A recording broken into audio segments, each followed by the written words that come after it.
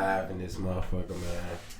It's your boy Lizzo, man. Session Podcast in the building. I'm here with a high school basketball legend, walking legend, man. Jarrin Randall, current basketball player, and an innovator, man. You're not even just a basketball player, man. You're really a guy on your own wave, man, and somebody that's got a lot of knowledge towards this game. Been through the ups and downs throughout of it. So this one's I'm really excited for this one, man. Everybody on the pod that listens to the pod knows I'm a huge basketball player, basketball fan rather. So yeah, man, we got Jarrin Randall here, man. How you feeling today? I'm good, bro. I'm happy to be here, man. You know, yeah, everything going on. We went to Morgan Park, so we got a lot of history, bro. Won a lot of games together, so a lot of history, man. We won a lot of games. Yeah, I think we actually only lost probably together. I think we only lost maybe 14 games. Probably. Like only lost 14 games. Yeah. It's crazy, bro. Like we were bro. doing some talking about this shit. It's just crazy, bro. We got a ton of memories, man. For those of y'all who don't know who this is, Jarrin Randall was a starting point guard at Morgan Park High School. 2 state appearances, a state championship. Mm-hmm. He's got the record for Illinois high school most threes in a game downstate. Yep. With 9. Some crazy shit, like 9 threes. We talking about 9 threes in a game, son. Yeah, bro. Bro, people in the league not even doing 9 threes still. I mean, yeah, we in high school, but like 9 threes in a game, that's tough. And just played with countless players. Mac Irvin, Fire product. He also played for Simeon a little bit too, man. Mm-hmm. A lot of people don't know about that. A lot. They don't know you went to Simeon too. You definitely played a little both sides. Yeah. Talk to me about that. Let's get that straight on the record. What was the change? Why did you leave? You left Simeon, the Simeon powerhouse, to come to Morgan Park to play at a. You just getting on winning state. So why'd you leave? Before that, Morgan Park got the 7th and 8th grade program, so I went there first. So you were actually I was actually at Morgan Park first, and then I ended up leaving, going to Simeon for a year, and then because I was playing with Mac Irvin, so it felt only right, bro, to go back. You know what I'm saying, and play for Nick and Charlie and all those guys. So I had went back, and then. Everything took off from there pretty much. Just kind of bust open from there. Yeah. You was a tough player, man. A lot of people, you started on varsity as a sophomore. Mm-hmm. And we're talking just any varsity basketball team. We're talking about one of the top basketball teams in the state / country. Like, top players all around, and you were able to start. How was that like, being so young? Like, I know you probably remember it if you can, but like... Nah, I remember it for sure. How was that being so young, like, just playing on the biggest stages and, like, being one of the guys that the team really depended on? Yeah. It was crazy because, like you said, you young and you trying to embrace everything, but, like, Nick did a great job of, like, preparing us and, trusting us to be able to, take it home and be that young. So, it was kind of like we was learning, although going through it, but it was like definitely a great experience and like made me the player I was, like, and the player I am now. So yeah, I just watching the shit. Like you're younger than me, so like watching a sophomore, be able to do some of the things that you like Charlie were doing, even Zoe Chapman, who was another sophomore. Nick started. No, he started 2, but Zoe was heavy in rotation as a sophomore as well.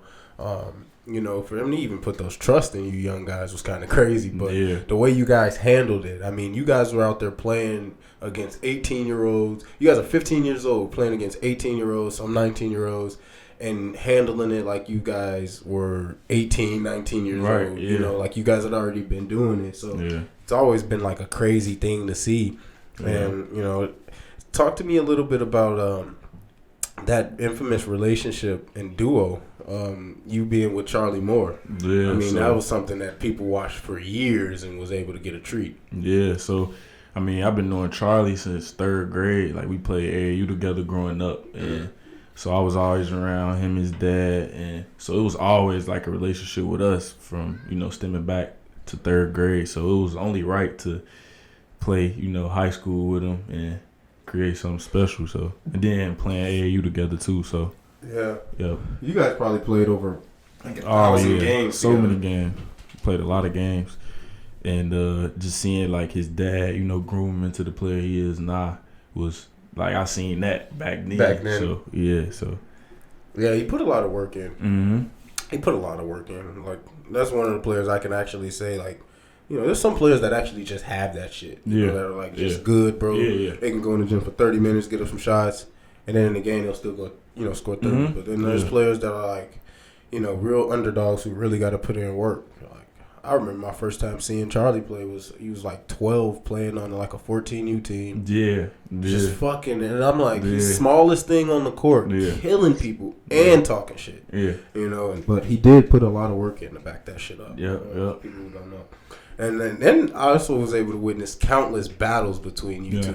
I'm talking like physical battles, like ready to kill each other type shit. Yeah.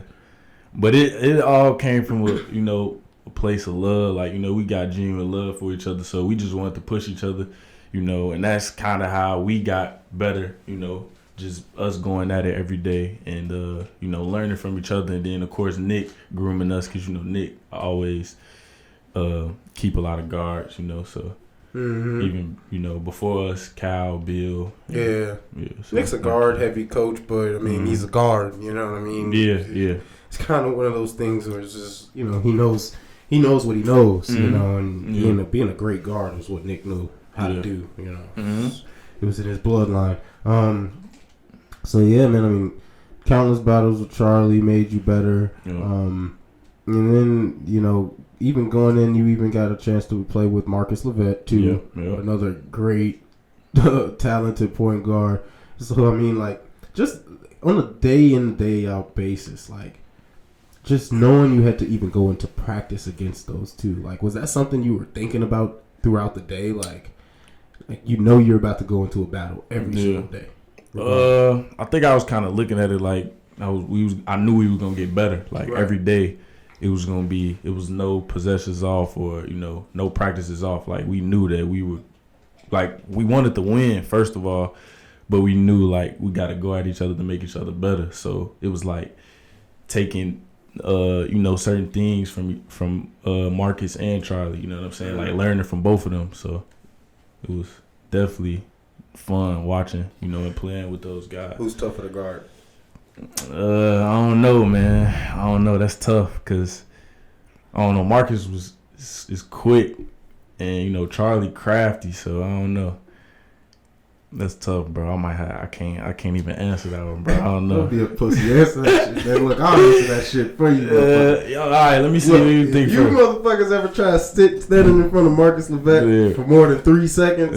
Then goddamn it, but look, goddamn it. But it's hard. It's hard to say because me and Charlie got more battles. You're right. You know what I'm saying? You know what though? Because trying to guard a motherfucker like Charlie, first, I'm not, the way I said it, I did just feel like I took a lot from Charlie. And I'm not trying to take anything from Charlie. Because first and foremost, Charlie's going to fuck you up. Like, that man is a real natural born killer. You know what I mean? Charlie Moore is a killer. But it's just Marcus Lovett, the ball handling was something we didn't see ever. Like, maybe like, I don't know, maybe Jarrin Randall we saw some, but we didn't see that type of at that speed. Yeah, fuck no, definitely. That shit's tough. Yeah, I mean, growing up through the years, you got to see like countless ball players. Who would you say that you've probably seen? High school, college, NBA. Just what player maybe has stood out the most to you? That's like your absolute. Just this player is just it to you. At any level. Any level that you saw. I mean, I know you've seen so many players. I mean, I feel like certain players that were like at a high school level were 10 times better player than they are at the league. Like, for instance, you had first look at Miles Bridges. Yeah. Right? Like, we could say in high school, the motherfucker was like LeBron James. In NBA, he's like, he got a lesser role, not taking anything from him, but he's got a lot lesser role. So any player, but at any level that you saw them at, when did you say like this player was just like I say, growing up, I watched a lot of Ryan Boatwright. Like they had High School Cube, so I was definitely watching. That's tough. And then Wayne was playing too, so it was like they both were competing for all the awards. You know what I'm saying? And Mr. Basketball. So just watching them two put on a show every night. You know what I'm saying? And then like I got a chance to see Wayne firsthand because I had went to Morgan Park, so I seen him put up 50s. So definitely Wayne was one of the best players I seen. And Ryan Boatwright definitely one of the best guards I seen.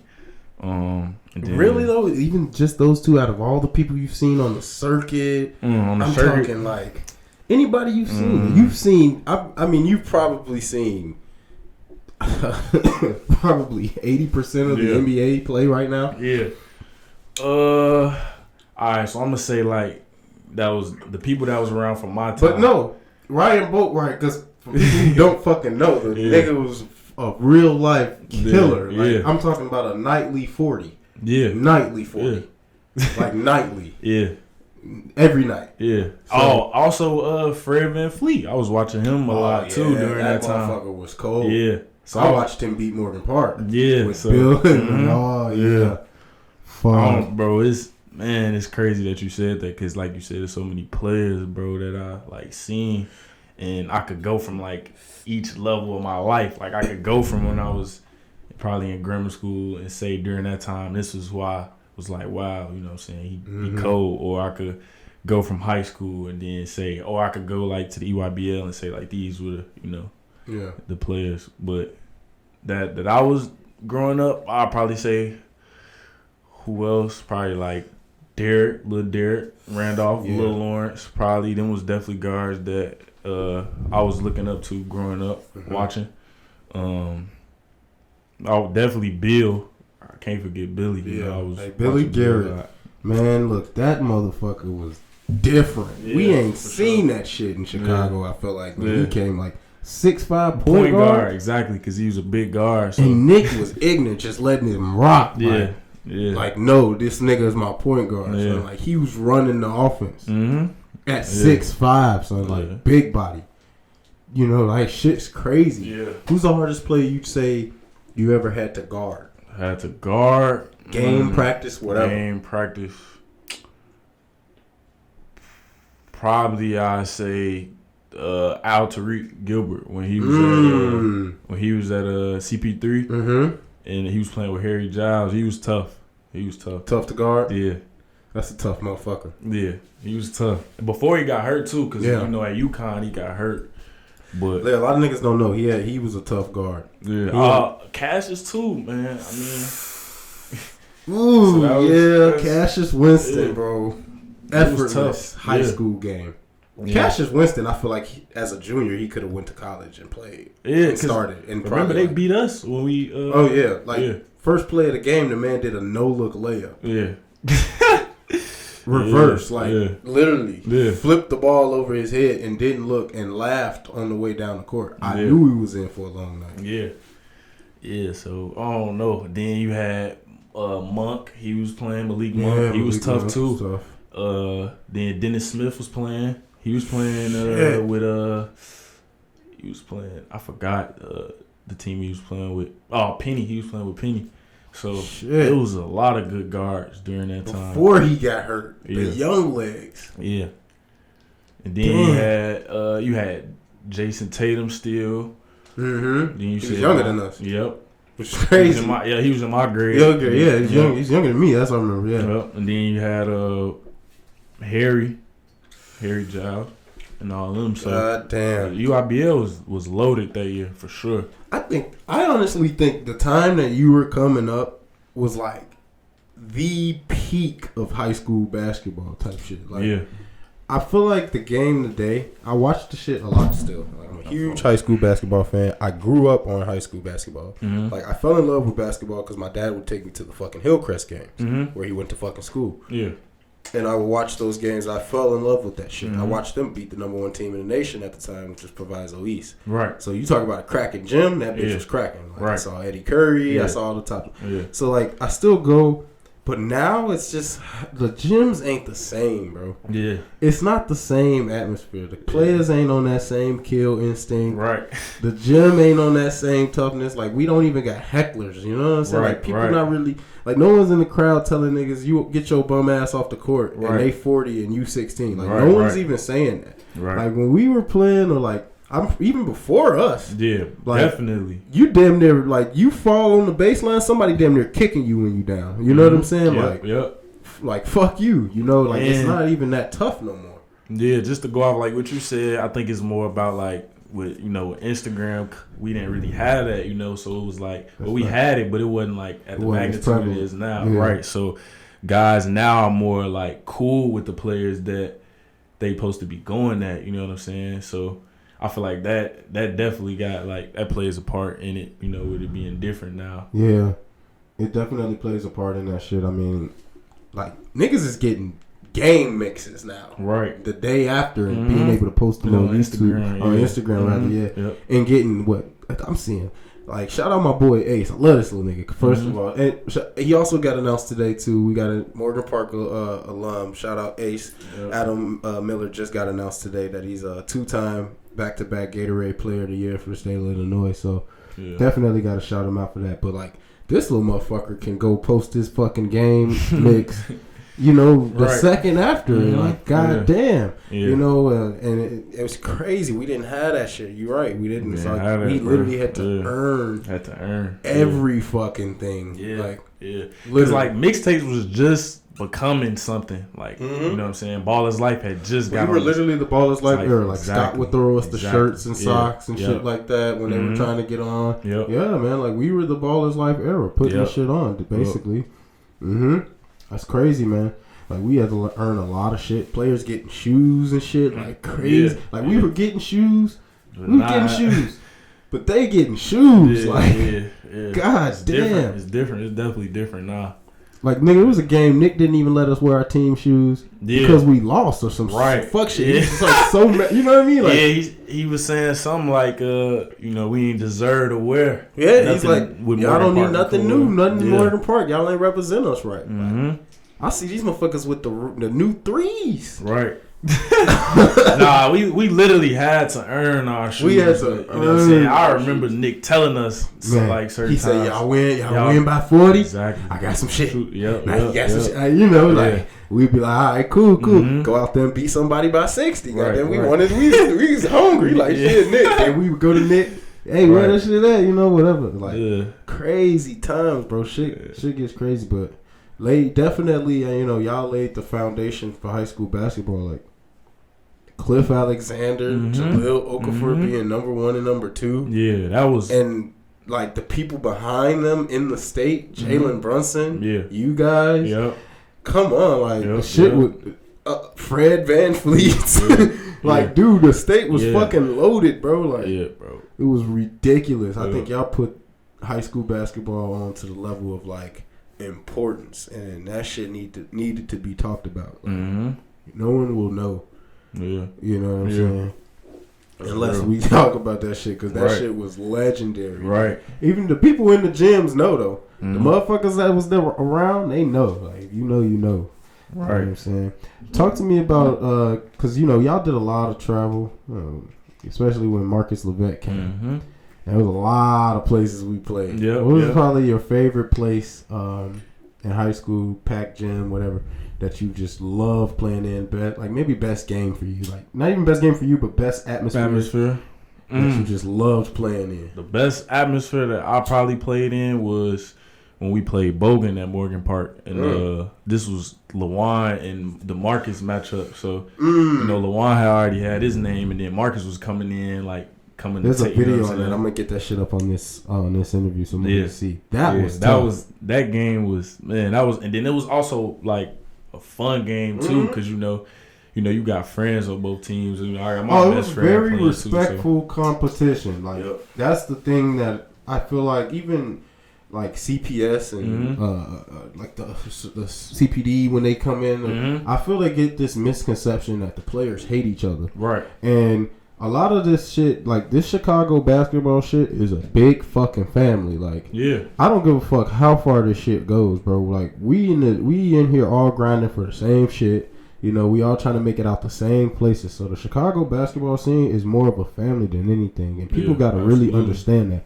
So when we on the court trying to take motherfuckers' heads off, it's because it might be a scout in the stand looking at the other player, and we want him to look at us. Like, it's different that way, you know. Like, we just different like that, you know. So people got to get that. So you know, we never really like look to fight each other. Nah, bro. It's really, but that game was definitely one game where it was like, That game was man. Even when you say you pull up the film, you would see like the coaches is high fiving us. Oh man, I mean, LaJuan talking shit to Nick talking shit back. I mean, Nick told LaJuan like, "I made you, motherfucker." Like, LaJuan hit a 3, looked back at him like, "Motherfucker!" Like, oh, it was disgusting in that bitch. Mm-hmm. You know, I ain't gonna lie, LaJuan was probably one of the toughest motherfuckers to guard. Yeah.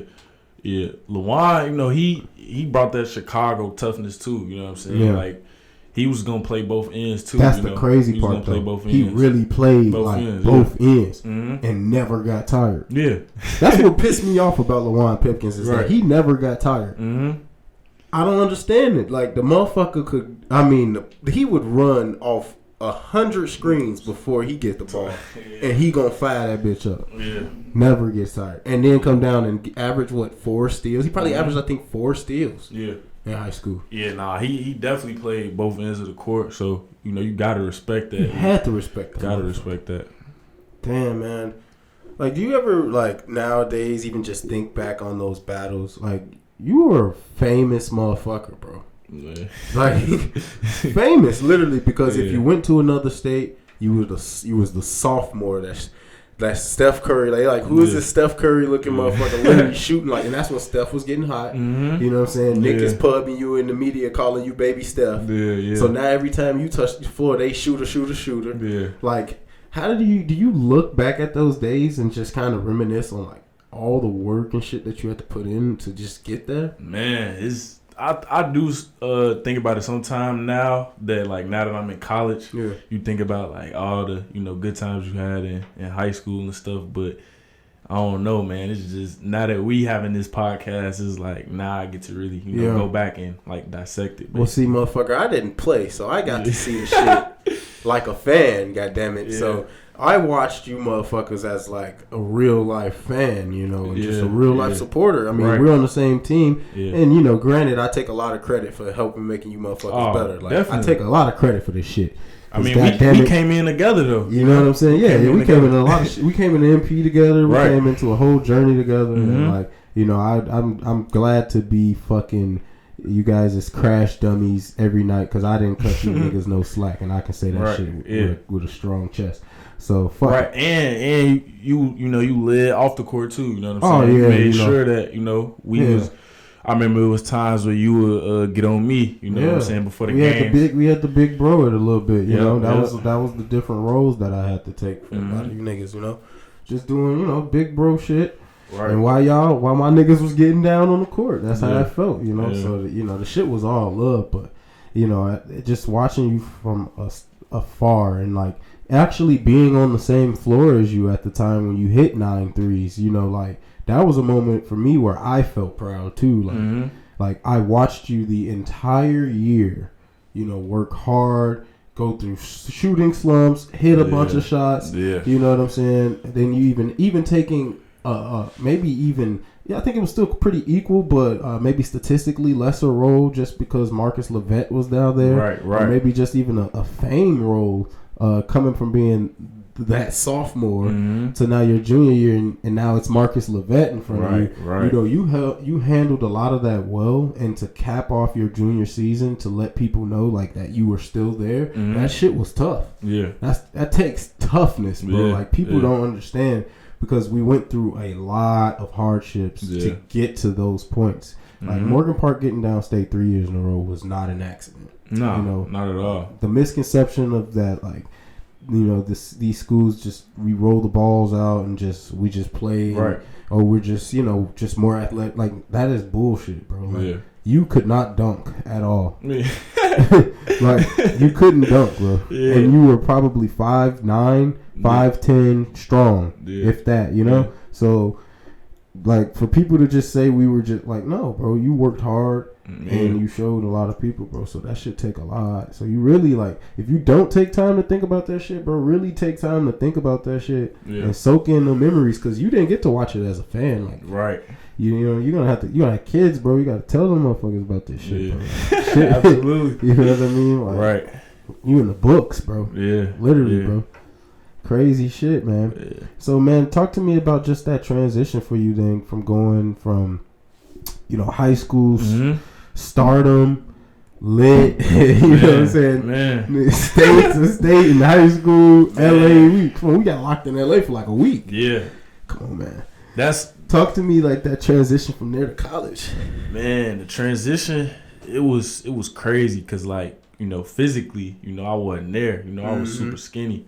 So when I got to college, I had to, like, hit the weight super hard, and they had to put weight on me and everything like that. It was more like my first year I was learning. You know, I was playing behind this dude named Thomas, and he playing in the G League now. So he was already on the radar to be, like, you know, drafted or whatever. So I was learning a lot from him. So my the first year of college was like I was learning. Even though I was playing, I was learning a lot. So, which is for, you know, like, everybody's journey. And that's what a lot of young players forget too, you know, is even when they come from, like, these teams where they're, like, the top players and they're that, it's a lot of stuff they may not be ready for. Like, if, like, you got to be ready in college, bro. Like, it's so hard to get the ball across half court in college. Like, you thought it was hard in high school with Morgan Park pressing your ass. Right. Try doing that shit in college, bro. When you got a coach screaming at the defender to be on your ass, or his scholarship gonna get taken. Right. It's a whole different level, man. It's different, dog. Like, you know, people don't even know, like, the college shit do get different. So if you players are going into college with that mindset of not learning first, like, you setting yourself up for failure. Whether you're number one player in the country or not, bro. You got to go to college and learn some shit. Absolutely. Before you become that full-on star. So come in with a vulnerable mindset. Yeah. But so after, you know, just learning for him a year, you know, how was just that situation for you? You know, it was tough. Because, like you said, even though I was learning, I still was anxious to get out there. And then I didn't want to, like, embrace the journey. You know, wondering, like, dang, like, why I'm not playing, or, you know what I'm saying? Like, I could do this, I could do that. But it's all about, you know, enjoying the process and, you know, learning. Because me learning from Tom and, you know, the people I was playing behind kind of made me the player I am today still. You know what I'm saying? So it was just like, now I can look back and say, like, it molded me into a better player. You know what I'm saying? The adversity and everything I went through. But then I kind of didn't understand, you know, why. You know what I'm saying? I'm coming off winning championships. Yeah. And now I got to embrace the role. I'm in the system now. You know what I'm saying? It's not as set up for you, per se, you know, as in high school. You know, everything was pretty much laid out for you. Yeah. Or you knew, like, your role, you know what I'm saying? You trying to figure everything out, because now you playing with guys everybody's trying to get to the league, you know what I'm saying? And everybody is just as good. Yeah. So it's like you just got to figure out, you know, your way in. Yeah. It's definitely, like, man, I tell people that shit all the time. It's overly a different level, my guy, with this shit, man, in this basketball shit, bro. So, you know, young players that may be watching, you know, players that still, you know, trying to get there, like, bro, real shit. Like, from a guy that knows players in the league, players in the G League who are, like, almost there or even gotten there, bro, like, learn, bro. They learners, bro. Like, you know, the Billy Garrett's learners, bro. Like, students of the game, bro. Like, eat, sleep, like Charlie Moore's, that were the people we talking about. They learn this shit. I, like, literally, like, there was times Nick would quiz us in front of you guys, like Charlie and Jarrin. Like, he knew you guys knew y'all history about the game. He could ask y'all any history stat, he could ask y'all where any player went to college, anywhere, and y'all knew the answer because he knew y'all was students. Yeah. So it's not like we not like, y'all put in a lot of work. Like, these players put in a lot of work. Y'all gotta be learners, bro. Learn from this shit. Yeah. I want to talk to you too, like, while we on the topic of learning, because man, aside from just, you know, being a great ball player, bro, you're a real great thinker, man. And we know this from talks, you know, talks on off the camera, absolutely, you know, days and shit like that. You getting heavy into reading and shit like that. I'm reading talk a lot. To me nice. So You gotta catch up, motherfucker. Yeah. All right. Man. Okay, so I'm glad you finally getting into it. I've been pushing books on these niggas since I was 17. Man, I remember this man was carrying books in high school, and I'm like, man, what is he doing? But you know what I'm saying? I ain't understand then, but now I understand. Yeah, so talk to me about just your journey on reading on your own instead of having to. You know what I mean? The journey with me reading started once I left Western. I went through like a tough time in my life. I was trying to figure everything out, what school I was gonna go to, and you know I had like personal problems and stuff, a lot of stuff going on. So when I left and I went to a different school, the school I'm at Davenport, I had more time. I had more time to be alone and, you know, figure myself out. So that's when I kind of got into reading more heavier and started learning, you know, more about myself and, you know, thinking about stuff I want to do outside of basketball and stuff like that. So that's kind of how me reading came about. I went through a period of my life where, you know, things was tough, and then I got to be alone, and then I ended up growing and reading a lot. So reading's definitely, you know, just brought a lot of growth. Yeah, definitely. Your brain's a fucking muscle, though, man. Yeah. You know, you gotta exercise that shit. Yeah. You know, I tell niggas this shit all the time, bro.